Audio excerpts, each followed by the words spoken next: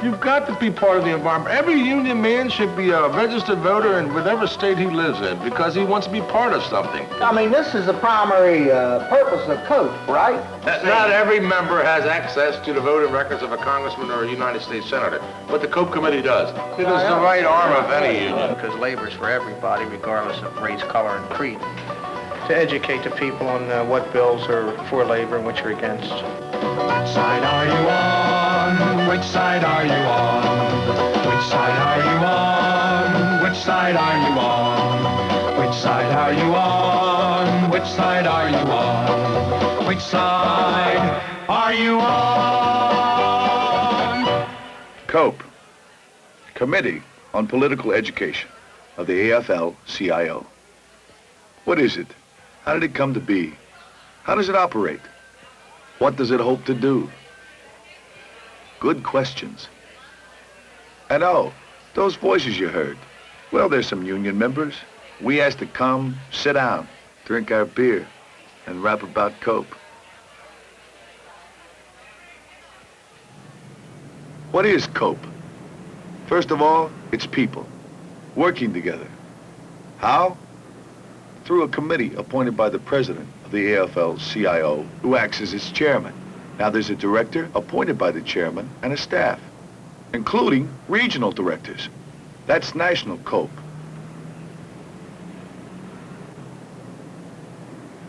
In addition, many international unions have a committee on political education. Sometimes it's called something else, but it's formed the same way. A committee of top union officials with a COPE director and a staff.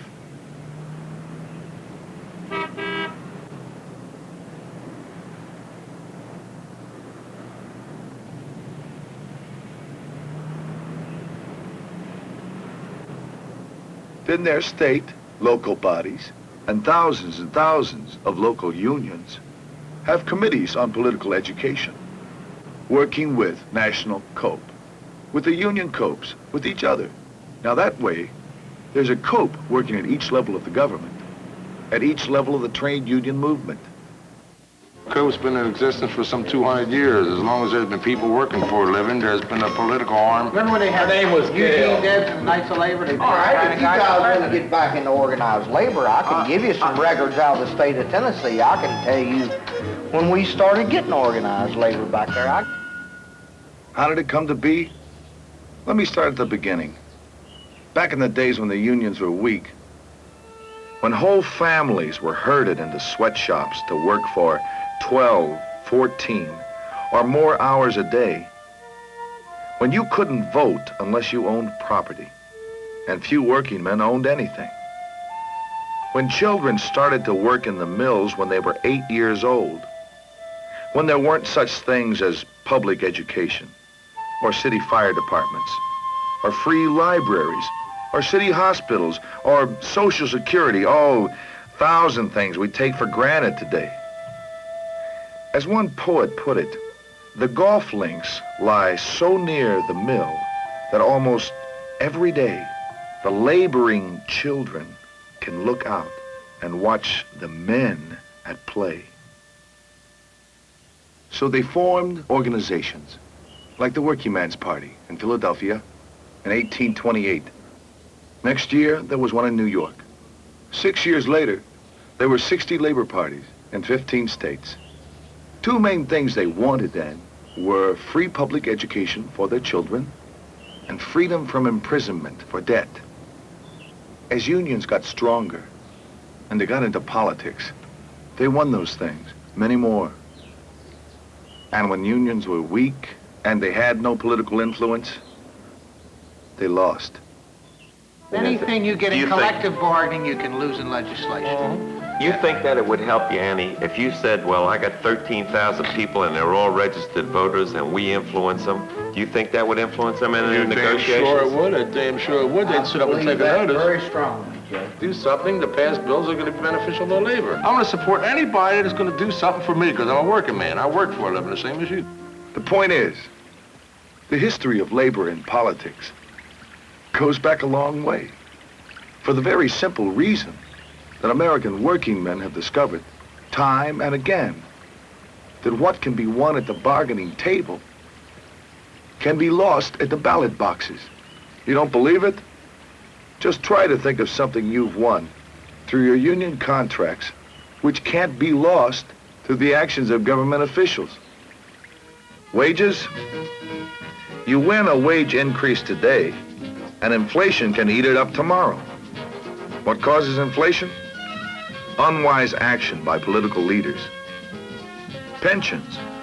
Who sets Social Security rates on which so many pensions are based? Congress. Your union? Well, they're shooting at it all the time in Congress, in the state legislatures. Your job. What happens to your job if men in public office create unemployment through ill-advised policies?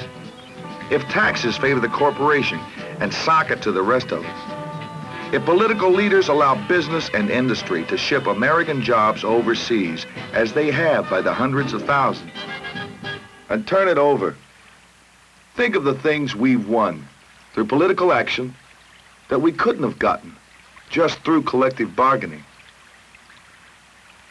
Protection of the right to organize. Unemployment insurance. Social Security. Minimum wage laws. Equal employment opportunities. Decent housing. Federal aid to education. Protection of prevailing wage scales. Government working for all the people, not just a few. 32 issues he voted right for. In my local, if I have a code committee, I want them to inform me what's going on. If you ever get compulsory arbitration, you'll never have another collective bargaining agreement in the United States for any working man. This is one of the primary functions of COPE, is to get out into the community and talk to people who don't even belong to unions. But it seems like every time we have a Republican president, like when we had Eisenhower back in the late 40s and early 50s, we had a hell of a recession at that time. All right. I know. It's tomorrow that counts, not yesterday. But just let me add this final touch to the history bit, because all of us weren't around at that time. Labor came full-fledged into the political arena right after the big depression of the 1930s. The CIO's Political Action Committee in 1943. The AFL Labor's League for Political Education in 1947. And then, with the merger of the AFL and CIO in 1955, the Committee on Political Education, COPE. Just like he says, if I tell him to go out and vote for Joe Blow, he's going to say, why?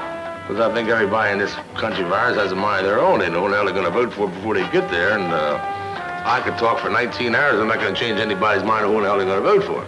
Now, not all of the working man approve with COPE's endorsements of certain candidates. But we try to do our best to get the people in that's going to help the working man. Nobody's trying to tell anybody how to vote. All COPE hopes to do is to help educate people, to make sure that when a union man or a woman goes into a voting booth, he knows what the score is, how the candidates voted on important issues, what his or her attitude is on the things that matter, things like that. Well, if he knows the score and he votes wrong, or if he doesn't take the trouble to find out, well, I guess there's one in every crowd. You have good Republicans, you have good Democrats. I thought that the COPE people always back Democratic candidates. Oh, no. But they scrutinize the records of all your congressmen and all your senators and see how they voted in Labor's favor. COPE's not a political party. It's not tied to any political party. Looks at a candidate's record, not his label. It supports and opposes candidates of the Democratic Party, the Republican Party, and all the rest of the parties, big and little. COPE's never been on the ballot in any election. Its officials don't hold party office, doesn't ask for patronage. It doesn't get any patronage. What else can I say? We've got troubles enough fighting for the good guys without taking on any other burdens. The problem is to get them registered so they become part of the environment. They have a right to criticize, like he says. If I wasn't part of the environment, I wouldn't criticize a damn thing, because I don't have any right to criticize, because I'm not part of it. How come they still have so many people that aren't Because registered? they're, look, they aren't even registered to vote. Thousands of them. And when I say thousand, I mean like 4,000 or 5,000 members of ours aren't even registered voters. That's something that's hard to figure. Some guys will beat their chops for days about the government, the president, the governor, the mayor, anybody. But will they take a half hour or an hour one time to register so they can vote? They'd rather complain. To be entirely fair about it, in some places the laws are rigged to make it practically impossible to register. Well, COPE is working on the registration laws. It's also working to get union members registered. They might be more women voters in the Army. The greatest part of them are made up of women because they're looking for the basis of a good community, better schools, parks, and what have you, better libraries, and this is where they really take an interest. And in the COPE committee that I have, as I said before, 40% of the people involved are women. And let me put in a plug at this point for the WAD, COPE's Women's Activities Department. They're the volunteers who put in thousands and thousands of hours on the telephones, canvassing the neighborhood, registering union members, and getting them out to vote. Doing the everyday chores that have to be done if you're going to win. You know, electing friends to office isn't just television and ticker tape. It's work, hard work, and that's for sure. And like I said, a lot of that work is done by the WAD volunteers. Well, what else is there? Oh yeah, money. But you can't possibly compete with the kind of money the industry spends because they've got the money to put out. We would expect the working people to contribute money to come back to millions and millions of dollars that are given to the politicians by big industry so they can get their candidates in office. They won't give a dollar in order to protect their job. You don't pay dues in the COPE. And so this is the way that you gather your bread together, so to speak, so you can have an opposing force to the companies. The fact is, the only money used in federal elections is money contributed voluntarily to COPE. That's the law, and COPE obeys the law. In state and local elections, if the law permits, union money is sometimes used after it's been voted on at a union meeting. In some unions, if a member doesn't want his or her money used for politics, that amount is set aside and it's put into charity or into a special fund. In spite of what you may have read in the newspapers or hear from some congressman, it's generally true in each election that the contributions of the more than 14 million members of the AFL-CIO are equaled by a dozen or so families in the United States. Well, I hope I've answered some of your questions about COPE. What it is, how it came to be, how does it operate, what it hopes to do. Now, I've got some questions for you. Did you ever register a voter? Just sit down at a telephone and call on a fellow union member and get him to register. COPE volunteers have registered voters, millions of them. It's good work to be doing in a democracy. Did you ever knock on doors to find out what folks are thinking? What's bugging them? What their problems are? What they want from their government? COPE volunteers have knocked on millions of doors, and that's good work to be doing in a democracy. Did you ever sit back late on election night, knowing that your work and your vote help put in a candidate that you just know is going to do his best to serve all the people? Folks in COPE have, often. It's a good feeling, believe me. And when we lose, well, we just figure we'll work a little harder next time. Government, big, medium, little, whatever you say about it, it's ours. It belongs to the people of the United States, and it's going to be as good or as bad as the people of the United States make it. COPE wants to make it good. It believes it will be good if we all participate. And by all, I don't just mean the old line guys. I mean the younger guys and gals too. Like they say, politics is everybody's business. If we register and vote and urge others to register and vote, if we take a good hard look at the issues, at the records of the people who ask us to vote for them, if we contribute even just $1 or $2 to COPE, government, Our democratic form of government does work. AFL-CIO COPE does make it work. That's our responsibility.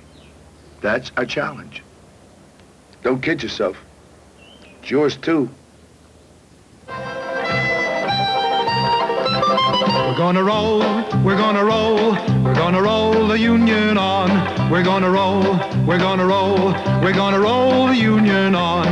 If the boss is in the way, we're gonna roll it over him. We're gonna roll it over him. We're gonna roll it over him. And if the boss is in the way, we're gonna roll it over him. We're gonna roll the union on. We're gonna roll, we're gonna roll, we're gonna roll the union on. We're gonna roll, we're gonna roll, we're gonna roll. We're gonna roll the union